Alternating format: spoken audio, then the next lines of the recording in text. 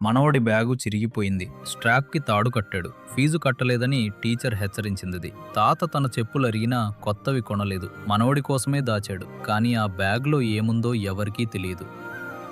Bag ఇలా తీసుకురా అని టీచర్ అరిచింది. చిన్న భయంగా ముందుకు వచ్చాడు. క్లాస్ అంతా అతని వైపు చూసింది. ఫీజు కట్టని జాబితాలో అతని పేరు మొదటిది.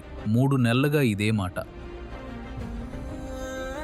3 నెలలుగా ఫీజు కట్టలేదు. శుక్రవారం లోపు కట్టకపోతే పరీక్ష రాయనివ్వరన్నారు. తాత రోజూ చెప్పులు లేకుండా పొలం పనికి వెళ్తాడు. భోజనం సగమే తింటాడు. చిన్న అదంతా చూస్తూనే ఉన్నాడు. ఏమీ అనలేదు. క్లాస్లో పిల్లలు అతని బ్యాగ్ చూసి నవ్వారు. తాడుతో కట్టిన స్ట్రాప్ను చూపించి ఆట పట్టించారు. టీచర్ ఇలాగే అయితే స్కూలు మాన్పించాల్సొస్తుంది అని హెచ్చరించింది. చిన్న తల వంచుకుని కూర్చున్నాడు. ఆ రాత్రి తాత మెల్లగా తన పాత రేడియోను గుడ్డలలో చుట్టాడు. మనవడికి తెలియకుండా తాకట్టు షాపుకు వెళ్లాలని అనుకున్నాడు. ఇన్నేళ్లు తోడుగా ఉన్న రేడియోను వదిలిపెట్టడం అతని మనసుకు కష్టంగా అనిపించింది. చిన్న తెల్లవారుజామునే లేచి ఎవరికీ తెలియకుండా కట్టెలేరి అమ్మేవాడు. బడిలో నిద్రముంచుకొచ్చి తలవాల్చాడు. టీచర్ సోమరిపోతూ అని అందరి ముందు కసురుకుంది. అతను ఎందుకో ఎవరికీ చెప్పలేదు. శుక్రవారం వచ్చింది. తాత ఇంకా తాకట్టు షాపు క్యూలోనే ఉన్నాడు.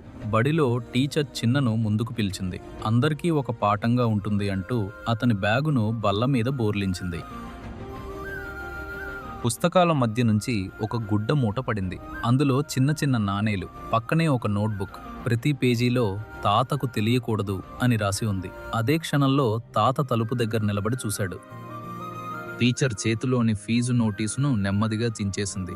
తాత మనవణ్ణి దగ్గరకు తీసుకున్నాడు. మాట రాలేదు. బరువు అనుకున్న బ్యాగు నిజానికి ఒక పసివాడి బాధ్యతను మోస్తూ ఉంది.